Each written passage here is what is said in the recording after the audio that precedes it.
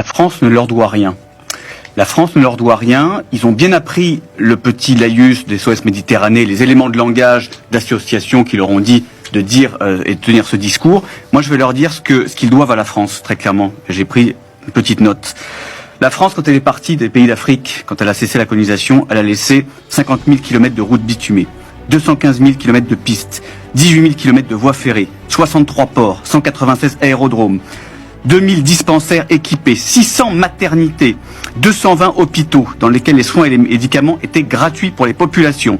En 1960, 3,8 millions d'enfants africains étaient scolarisés, 16 000 écoles primaires, 350 écoles secondaires. Donc il faut arrêter. On leur doit rien. Il faut arrêter. Eh ben tiens, par où commencer? Donc, il ne faut pas dire merci à l'Afrique. D'accord. Parce que vous avez aidé l'Afrique. Vous avez laissé des routes, vous avez laissé des écoles, vous avez laissé des dispensaires. C'est ça que vous nous dites? Les routes, les écoles, les dispensaires que vous avez laissés, c'est les Africains eux-mêmes qui les ont construits avec leur argent. C'était pas l'argent de la France, hein. C'était l'argent des Africains. Donc c'était le moins que vous puissiez faire. Vous ne pouvez pas les emporter. Si vous auriez pu emporter les routes, crois-moi, vous les aurez emporté les routes. Ça, c'est la première chose. Vous avez laissé des écoles, et des écoles soi-disant gratuites. Ouais, mais les écoles, elles apprenaient quoi là-bas? Elles apprenaient ce que vous vouliez qu'on apprenne, c'est-à-dire à vous servir. D'accord? Elles apprenaient votre langue à vous. Elle n'apprenait plus notre coutume, elle n'apprenait plus nos langues. Nos langues, elle était derrière, c'était votre langue qui était mise en premier. C'est ça que vous vouliez. Et ça, c'est tombé à l'eau, d'accord? Maintenant, vous ne voulez pas dire merci aussi à l'Afrique. L'Afrique, elle a fait quoi pour vous? Écoutez-moi, sans l'Afrique, vous serez la deuxième Allemagne. D'accord?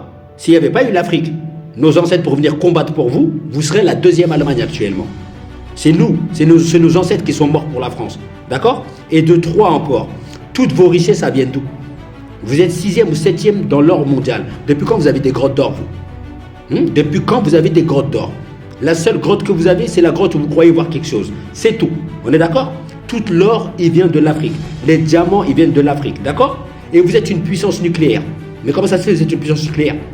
On est où? L'uranium que vous avez là. L'uranium, parce qu'il faut de l'uranium pour le nucléaire. Il vient d'où l'uranium? Il vient de l'Afrique. Tout ce que vous avez, toute la France a été bâtie avec les richesses de l'Afrique. Et ça, vos présidents, ils le savent. Nous, on le sait, maintenant, on est réveillés. Maintenant, regardez, depuis que l'Afrique s'est réveillée, la France, elle est tapie. Elle est derrière la Roumanie et derrière la Lituanie, même si je les respecte. Parce que eux, pour le respect, ils gardent leurs valeurs. Tandis que vous, il n'y a même plus aucune valeur. Vous êtes dirigés par des chapeaux pointus et vous voulez lui faire la morale.